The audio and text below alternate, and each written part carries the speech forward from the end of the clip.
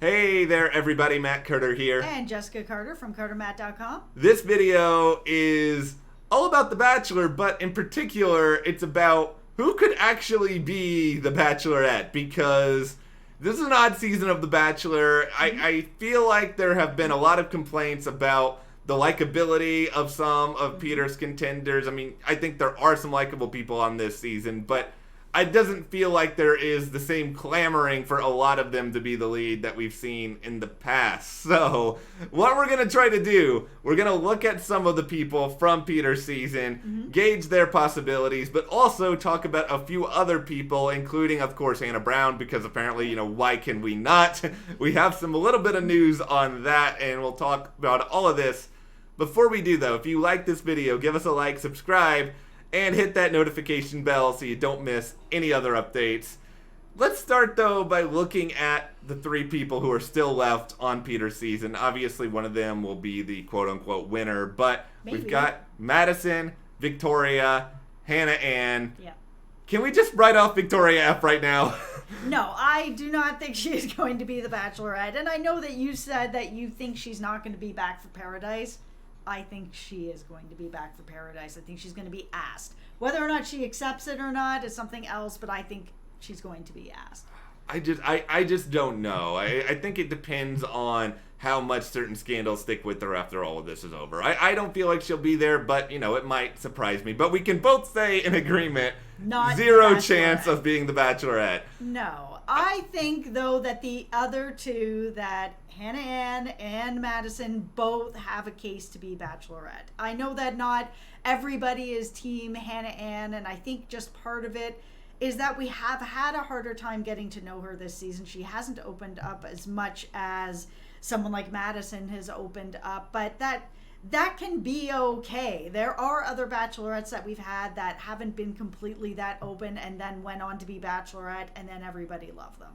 Yeah, I don't want to say I'm out on Hannah Ann as a Bachelorette. I said 0% chance on Victoria. Yeah. This is gonna sound mean to Hannah Ann, but I'm like 2% on Hannah Ann. Okay, this is the thing. I don't know any other than that Hannah Ann apparently draws and writes in letters and is a model. I know nothing else about her other than that her dad is very scary, and her dad is very scary. She's got a good family for TV, which is good. And then we also know that she's never been in love, and I think that is also could be an interesting storyline, because she said she's falling in love with Peter, but not necessarily that she's there yet. And if that doesn't happen, I could see that being a thing. Here's a Bachelorette, never been in love. This is going to happen. It's going to happen in front of your eyes. I think she could potentially be a good Bachelorette. There's nothing about her that I just feel like is a total no. I think it's just I am incredibly indifferent to her. If she's announced, I'll be like, okay. I mean, I won't be like, boo or anything, but I just will be kind of like, okay. Madison is, I'm more into the idea of Madison being the Bachelorette, but I think I've also gone on the record, possibly incorrectly, in saying that I feel like Madison is going to be engaged to Peter. I think that Madison will probably be engaged to Peter, but if she's not, she is the choice for Bachelorette. I feel like they will lean into that. I know we haven't seen all the rest of the drama that's coming up, but so far, little bits that we've seen online, the edit for her in this promotional material of this sort of falling out that they're going to have is still positive towards her. She's not getting really this what happened to Kelly right before she left edit here. So I think that she would still be considered. I think that she's got a pretty good chance at it. I think if Madison and Peter don't end up together, I think there is a good chance that she ends up being Bachelorette. And if for some reason she's not ready for it, I think she's somebody who they would consider for the role down the road. I think she is likable. I think she's got an interesting enough story. We're going to be invested enough in her as a person. And I think that's the big question I imagine Bachelor producers saying is, are people going to be into this person's journey to find love? Are we going to be rooting for them from the start? Yep. I gotta believe we would be rooting for Madison from the start, and everybody would at least be aware of who she was from the get-go. They would have seen her on this season.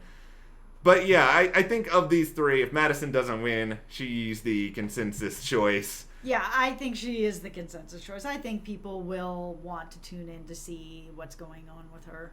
But I think right now, I can't say favorite because I think that's too strong a word, but the person who I've sort of heard talked about the most, and this is crazy, I would have never pictured this 3 weeks ago, is Kelsey. Does she got the inside track on this at the moment?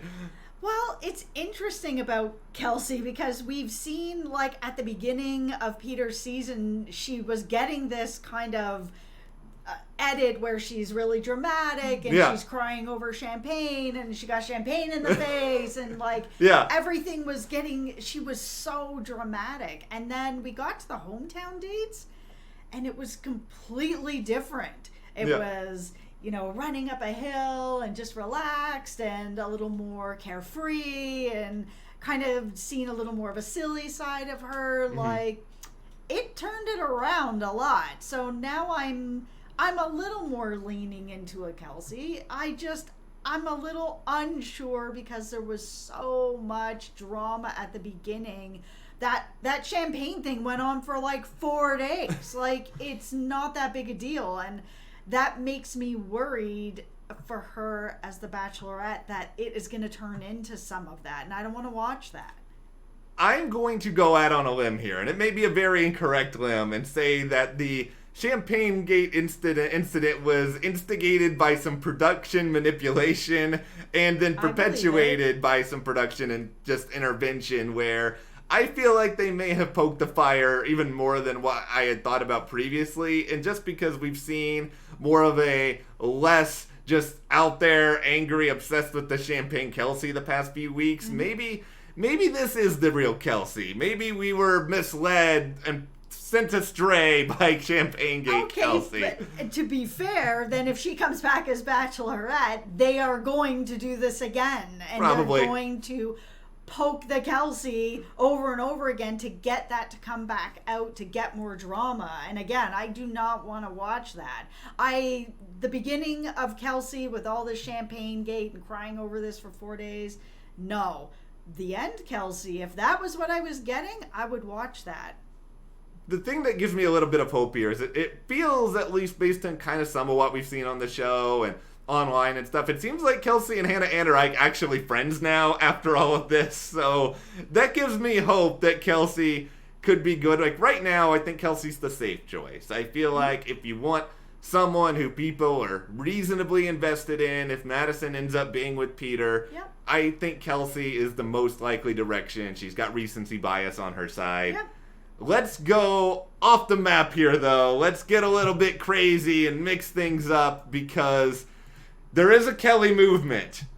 I don't think Kelly's gonna get it, but there is a Kelly movement out there because I think a part of it is she has a career already. I think people want to watch someone who's sort of a little bit more established. She's pretty confident in who she is, clearly. Maybe that's going to make for some interesting drama. But we have seen people on the show that have had careers before. If I'm not mistaken, isn't Andy a lawyer as well? Yeah. So we have seen already people, I get that people are clamoring for that and that they would like to have something like that. And we have seen something like that already on the show. It's not like the show has never gone down this road before. No, we have a career person this very season, and I think Peter is actually still flying around right now. And I mean, granted, he's not the first pilot in the world of The Bachelor, but still, it's not that inventive an idea to have Kelly as the lead. And I just think based on the editing, I don't know if they really want Kelly to be the lead. That's the thing.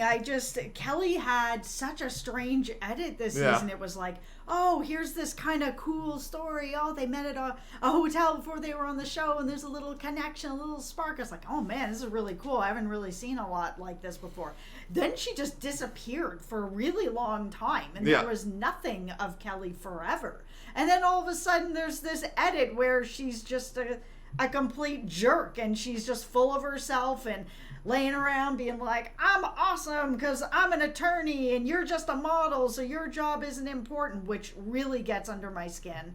And I think has gotten under other people's skin as well. I understand that it's all, that's what I'm saying, like the edit has been weird for her. It's like good, nothing bad. So I don't really know what they're doing to her or with her, what's going on.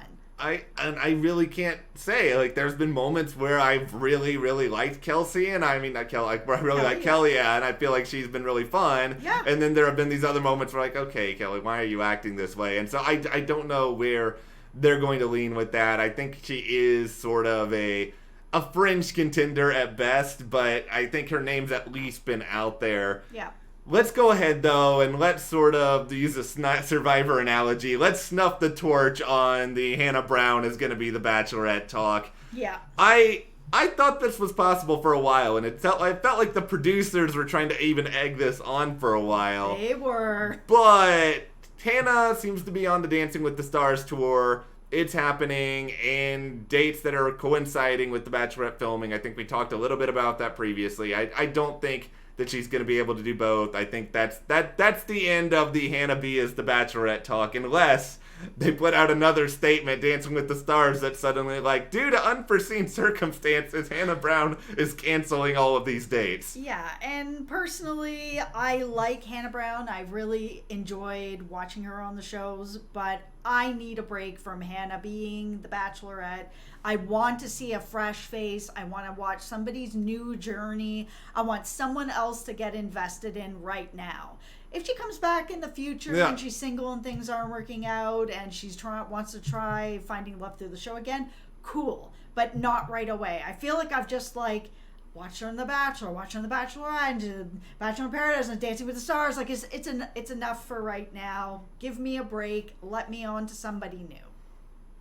I feel largely the same way. I would be okay if Hannah B shows up on something down the road, but I think for now, let's just all have a little bit of a breather.